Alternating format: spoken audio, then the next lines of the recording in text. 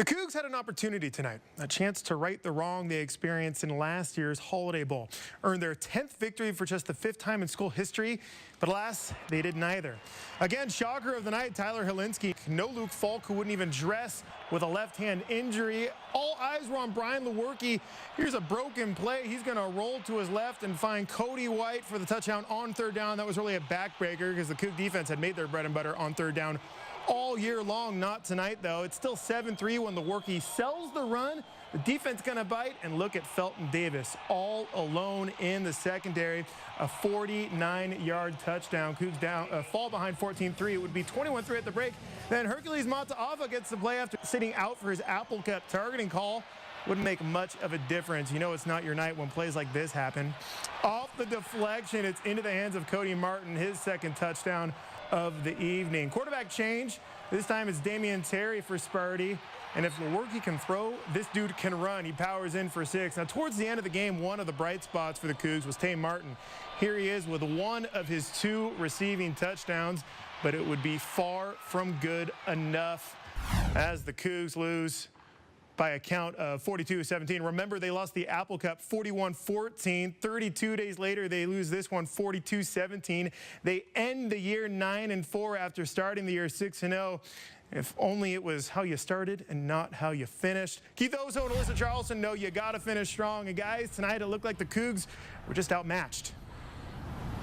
Yeah, we talked all week long about how are they going to respond after they're back in San Diego, because they have that feeling from last year when they laid an egg here on this field and they came out and kind of laid another egg. Now, it was difficult because Luke Falk didn't start, as Jack just said, so the whole team kind of has that little emotional bounce at the very beginning of the game.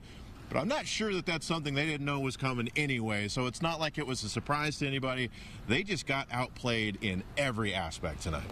Yeah, and the fact was that the Cougar defense could not stop Michigan State's offense. Once they got going, we talked about it earlier, they just kept going and going. Brian Lewerke diced up the defense with the run and the pass. Even their backup quarterback did as well. And the Cougs on the other side, not so much. Yeah, we just weren't executing. Is really what it came down to, and the 3 and outs really killed us. They had the ball for a long time and just kept us off the field, and we really couldn't get in a rhythm. Kept us off the field.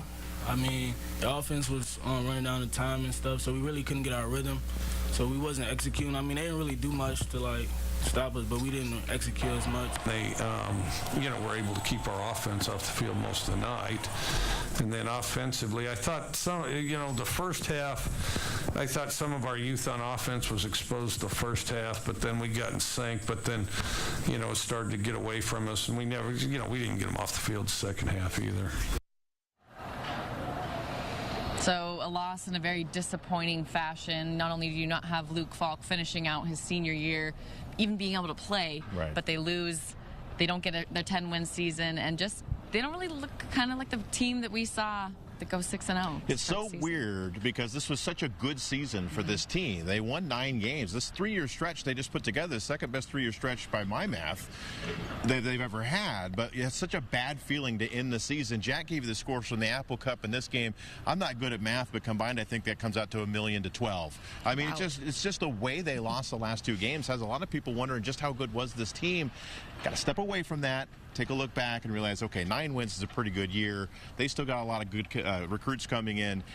We'll worry about that later. Tonight, it's all about getting over the feeling of second straight year in San Diego, really struggling for the Washington State Cougars. We'll see if they can get over that bold, whatever it is, nightmare next year, hopefully in a different city, because they don't want to be anywhere near here anytime soon. We don't either. It's gorgeous here. We want to get back in the snow, get back home. We're going to head that way tomorrow. So for now, signing off for the last time here in San Diego with Alyssa Charleston, I'm Keith Oso, KXOY4 Sports. Guys, thanks for your help all week. Keith, get a jacket on. If you catch a cold in San Diego, I will be furious with you, and I will be forced to call your mother.